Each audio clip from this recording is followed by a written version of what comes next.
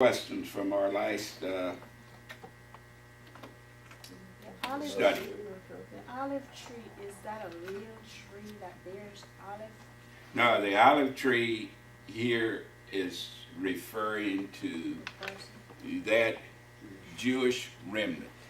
In other words, you got to understand that this was at a time when oppression was very great towards the Jews by the Roman Empire.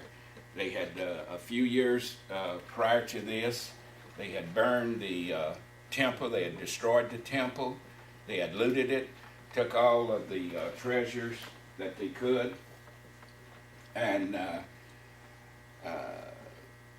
persecution was at its height. So John is describing Israel to where he will shield the revelation from the Roman authorities by calling them the olive tree. And if you go back to Psalms, can we get that? Psalms 52. Right, read that. Psalms 52.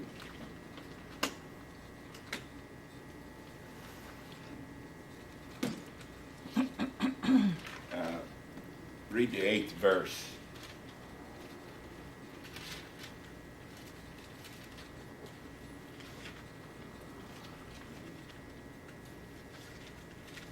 But I am like a green olive tree in the house of God. I'm like a green olive tree, where? In the house of God. In the house of God. Now, John's first task was to what? Was to measure what? The temple and they that are therein. So,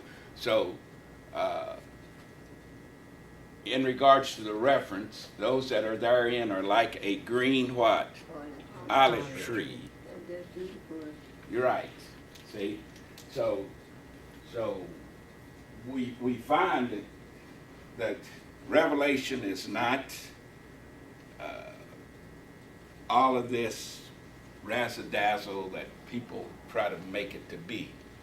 It's just plain scriptures, like all the other scriptures in the Bible,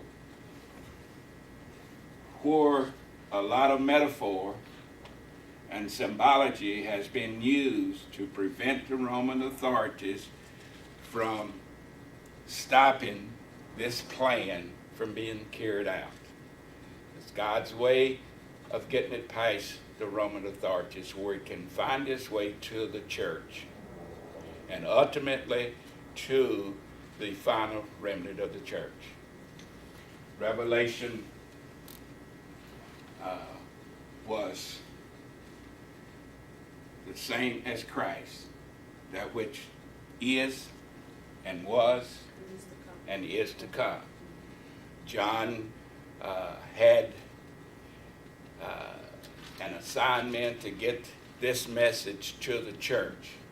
Now, I am sure that that message was for the church that was then, which was now, that which is. And it also is for the message for the final church, the last church. If you go back and look at the seventh church and see what the conditions were, and that the church, Christ said, in that you are lukewarm, I will spew thee from my mouth. And that's the condition today. The church is lukewarm. Huh? Amen. It's neither hot nor cold. It's in a no man's land.